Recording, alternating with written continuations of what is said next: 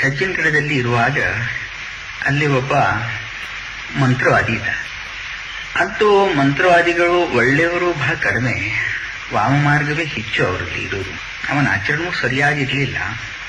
ನಾನು ಮೈ ಮೇಲೆ ಬಟ್ಟೆ ಇರದೆ ಒಂದು ಲಂಗೋಟಿ ಹಾಕಿ ಸೇವೆ ಮಾಡ್ತಿದ್ದೆ, ಅಖಂಡ ನಾಮಸ್ಮರಣೆ ಜಪಿಸ್ತಿದ್ದೆ.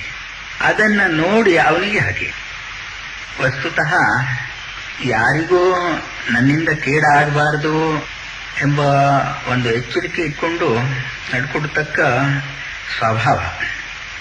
ಅವನಿಗೆ ನನ್ನಿಂದ ಏನು ಕಷ್ಟ ಆಗಿರಲಿಲ್ಲ. ಅಷ್ಟೇ ಅಲ್ಲ, ಅವನ ಕೆಲಸವೂ ನಾನು ಮಾಡಿಕೊಡ್ತಿದ್ದೆ. ಆದರೂ ನನ್ನ ಮೇಲೆ ಅವನಿಗೆ ಬಹಳ ಒಂದು ದಿವಸ, ನೀನು ಲಂಗೋಟಿ ಹಾಕಿ ಹ್ಯಾಂಗ್ ತಿರುಗುತ್ತೆ ನೋಡೇ ಬಿಡ್ತೇನೆ, ನನ್ನ ಮಂತ್ರ ಸಾಮರ್ಥ್ಯ ನೋಡಿ ಅಂತ ಏನೋ ಒಂದು ಶಕ್ತಿ ಪ್ರಯೋಗ ಮಾಡಿರ್ಲಿಕ್ಕೆ ಸಾಕು ಅವ ಕಲ್ತದ್ದು. ನನಗೆ ರಾತ್ರಿ ಮಲ್ಕೊಂಡಿರುವಾಗ ಭೂಮಿ ಶಯನವೇ ಆಗಿತ್ತು. ಯಾವುದೋ ಒಂದು ಶಕ್ತಿ ನನ್ನ ಕಡೆಗೆ ಒಂದು ಗುರಿ ಇಟ್ಟು ಬರ್ತಾ ಇದೆ ಎಂಬುದಾಗಿ ಕಂಡೆ. ಅಷ್ಟರಲ್ಲಿ ರಾಮ ರಾಮ ರಾಮ ಅಂತ ಎಚ್ಚರ ಆಯಿತು. ಎಚ್ಚರಗೊಂಡೆ.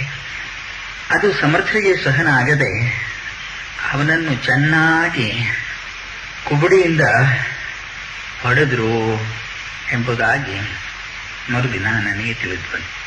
ಆ ಶಕ್ತಿಯಿಂದ ನನಗೇನಾಗಲಿಲ್ಲ.